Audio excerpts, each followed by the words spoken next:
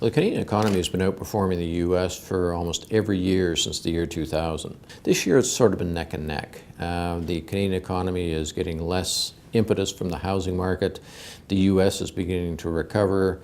But in terms of overall buoyancy in the economy, there's going to be a fairly good environment in Canada. The areas in Canada that are going to be the growth spots are going to be a replay of what we've seen in recent years.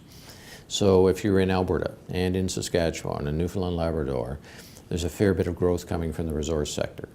If you're in BC and Ontario and looking at the major areas, for example, Vancouver or Toronto, the housing market is slowing down. There's going to be less growth, but still a lot of buoyancy in the economy.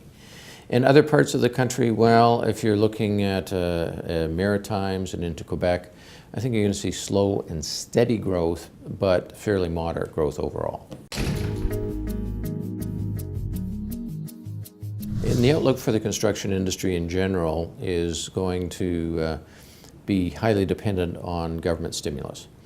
The government is cutting back on some of the stimulus in the economy, and so that will slow down a number of projects. At the same time, the private sector is doing reasonably well. Non-residential construction is holding up fairly well, but a lot hinges on the energy sector.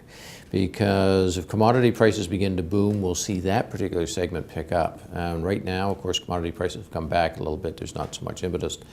And outside the energy sector, we're finding non-residential construction both in commercial and industrial reasonably good, but certainly not extraordinarily strong.